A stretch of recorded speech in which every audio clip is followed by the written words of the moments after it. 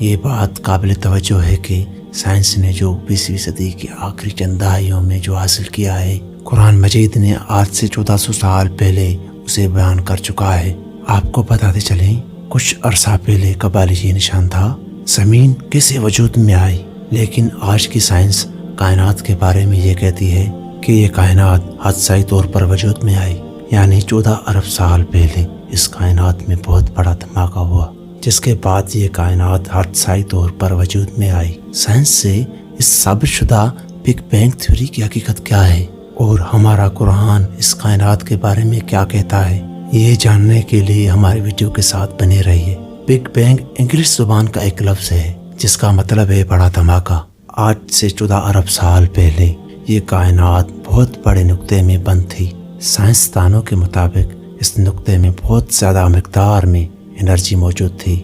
اس energy کی وجہ سے یہ نقطہ زوردار دھماکے سے پھٹ پڑا اور اس کے ٹکڑے خلا میں بکھر گئے۔ ہماری زمین بھی ان ٹکڑوں میں سے ایک ٹکڑا ہے۔ سائنسدانوں کا کہنا ہے کہ اس دھماکے کے فوراً بعد ہی اس ٹکڑے کا ٹیمپریچر اترتا تھا۔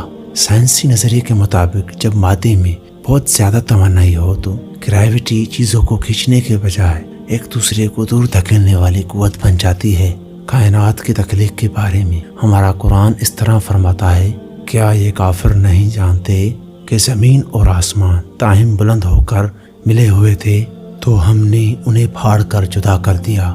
بگ بینگ دھماکے کے 4 لاکھ سال بعد تک بھی اس کائنات میں ایمونٹی کا غبار موجود تھا۔ سائنسی نظریے کے مطابق یہ غبار ہیلیم اور نائٹروجن پر مشتمل تھا۔ ہماری زمین جس کہکشاں میں موجود ہے اسے ملکی وے کہا جاتا ہے۔ اس کہکشاں کو ملکی وے کہنے کی وجہ اس کہکشاں کی سفید روشنی کا اخراجات ہے۔ موجود ان غبار کے جن حصوں میں ہیلیم اور نائٹروجن کی مقدار زیادہ تھی، وہ سکڑنے کے بعد گرم سیارے کی شکل اختیار کر گئے۔ وجود میں آنے والے ان سیاروں میں سے ایک ہمارا سورج بھی ہے۔ غبار میں موجودہ زہریلی گیسوں کو سورج نے اپنے اندر جذب کر لیا۔ بگ بینگ دھماکے کے بعد اس کے بچے ہوئے ٹکڑوں نے ایک ڈسک کی شکل اختیار کر لی۔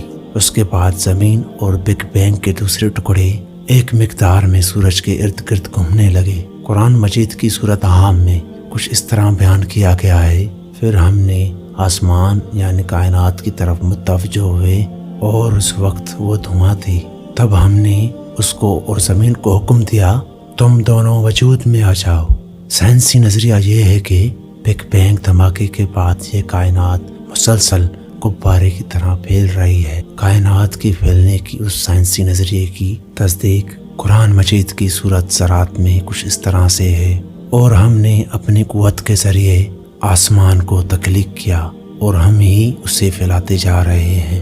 دوستوں، سائنسی نظریے کے مطابق زمین کے وجود کے بعد اس میں بہت بڑے دھماکے ہوتے رہے، اور اس نظریے کے مطابق ایک بہت بڑا گولا زمین سے ٹکرایا جس کی سائز تقریباً مارس کے برابر تھا، اور اس ٹکراؤ کے بعد ہی چاند کا وجود بنا، اور اس چاند کی گریوٹی اتنی زیادہ تیز ہے کہ زمین کو اپنی مقدار سے زیادہ بھی ڈگمگانے نہیں دیتی۔ دوستو، زمین میں چاند تھی اور چاروں طرف پگھلتی ہوئی چٹانیں تھی۔ وقت گزرنے کے ساتھ ساتھ بھی اس کا ٹیمپریچر نارمل ہونے لگا، لیکن نائٹروجن اور ہیلیم گیس کی وجہ سے زندگی کی کوئی بھی علامت موجود نہیں تھی۔ سائنس کا کہنا ہے کہ زمین کے پیدا ہونے کے 50,000 سال بعد اس پہ زبردست اسٹروئڈ کی بمباری ہوتی رہی، جس کے بعد پانی کے آثار نمودار ہوئے اور سمندر بھی اس زمین پر وجود میں آئے۔ وقت گزرنے کے ساتھ ساتھ زمین پر موسمیات رونما ہونے لگی اور زمین خوشگوار ہونے لگی اور زمین پر زندگی کی علامت پائی جانے لگی۔